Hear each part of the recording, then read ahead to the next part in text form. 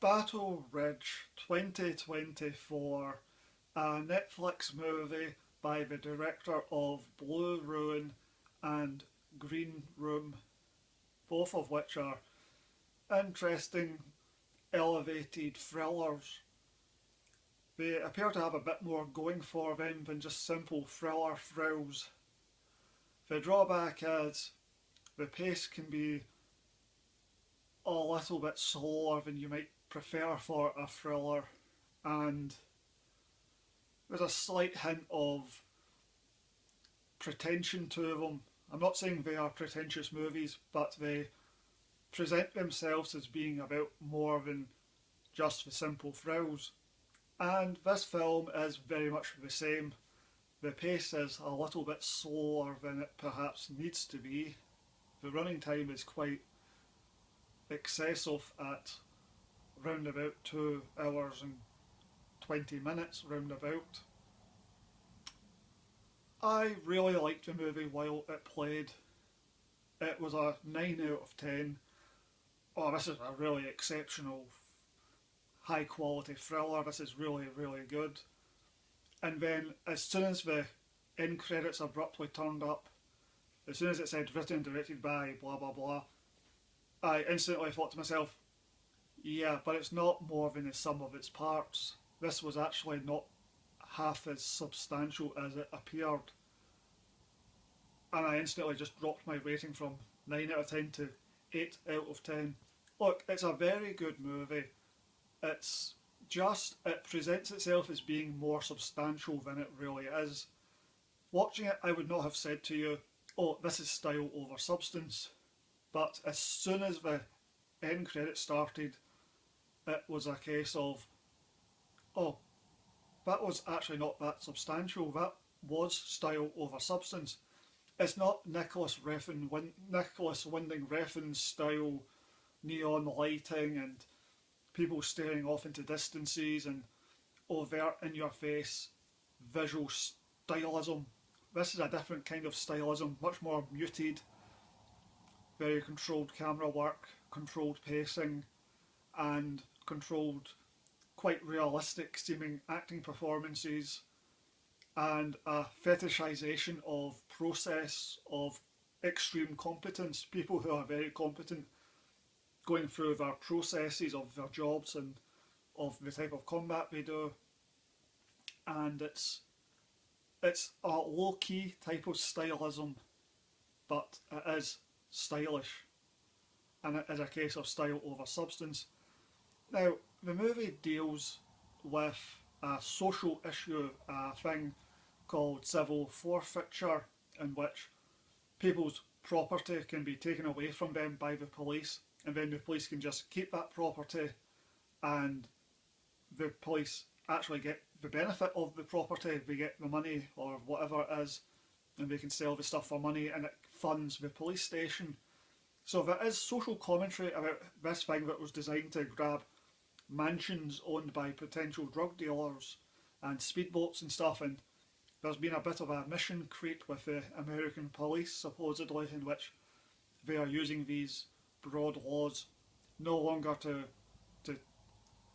grab mansions in Miami of suspected drug lords, but are now being used to take things from normal everyday people. Apparently it's really messed up. According to the movie, it's really a terrible thing. The movie comes out straight away and says, this is bad. The movie's point of view is, this is a very bad thing. So you could look at it as being quite substantial on the social criticism thing, but really it's just a MacGuffin to start the plot in motion and to give the good guys something to rail against and something for the bad guys to be conflicted about or whatever.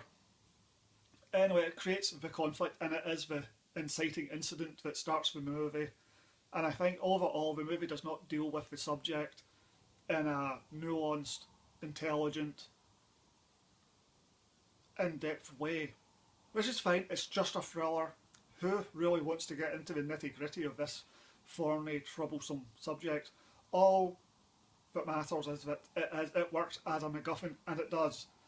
and it's a more substantial than average MacGuffin, but I'm just saying that the movie presents itself as being a bit more substantial and it goes into the issues, and it really doesn't. It's very surface level. We think this is bad, it's really messed up, and these cops have abused it and are corrupt, and now we're going to get the big action. And the movie, it does not deliver crowd pleasing, Death Wish style, Avenging Angel, super master martial artist comes to town, gets mucked around with by the corrupt police, and then he goes medieval on their asses and tears everyone apart. It doesn't quite deliver on that on purpose. It subverts that, and the hero character doesn't go crazy. It's a bit more realistic-ish. So if you're wanting the bloodlust, it won't quite deliver that, but what it does deliver is more than satisfactory. I don't think you will be disappointed, but it does subvert expectations slightly, which may annoy some viewers, but I struggle to imagine many people being annoyed by it overall. I think the slightly slower pacing might annoy people more than the lack of outright avenging bloodlust that you don't quite get. The movie has I don't know if it's a new type of martial arts, but it's certainly action scenes that I have not seen before. I cannot recall a movie that uses these particular martial art techniques to disarm people and to dominate multiple people during a fight. So I would say that the fight scenes are, if not unique, then at least unusual, not just the same old, same old. So I really liked the movie, but it was a case of it's more style than substance, and the substance is fake substance. It's not quite the real deal. But you know, it was an entertaining movie, and it doesn't overplay the hand of trying to rile you up and get you annoyed at how corrupt the police are. I was a bit put off by the movie at first. I did not watch the movie instantly as soon as it turned up, because the description makes it sound like it's going to be one of those movies that pushes your buttons and makes you feel really angry and annoyed and anxious, and you know, that this massive injustice is being perpetrated against the hero character. Watching it, the movie doesn't overplay that side of it, and it just gets into it straight away, and it doesn't just go overboard on that. It doesn't overplay its hand with trying to rile you up as an audience member with how unfair it is against the hero. The acting's really good. We have certainly found an interesting lead actor who I, to the best of my knowledge, have never seen before. He kind of comes into it as a fully realised actor who presumably will, on the back of this movie, which I believe has been very popular on Netflix, when I clicked on it about a week after, or slightly less than a week after it was released, it's already #1 in the UK Netflix film chart, so I enjoyed it. It's popular, but actors, I'm assuming, is going to get a few bigger movies on the back of this film. Apparently it had a rocky production history, which they have spent something like 4 years trying to make it, but they have actually tried to make it 3 times. I think the first time COVID shut the movie down, and then the second time the lead actor was the guy from Star Wars, Joe Boyega or something, and he wasn't happy, he wasn't into it or whatever, and he quit the movie, or whatever reason he left the project, and the movie went into, I don't know, turnaround or whatever.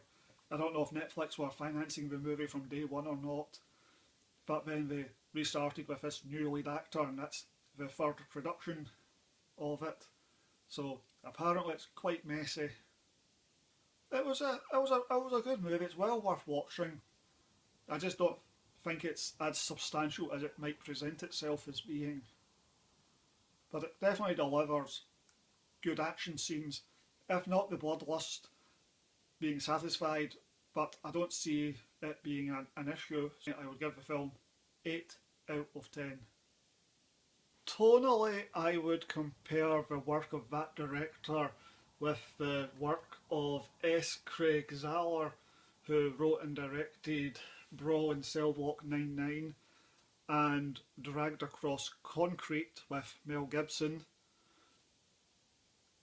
They both make quite cynical feeling elevated B movies with long running times and quite deliberate pacing. And curiously enough, this film also stars Don Johnson, who is in Battle Ridge as well. There's something very similar between their work. They seem to be drawing from the same kind of reference points, and they seem to be trying to achieve the same type of thing with elevated B-movie thrillers.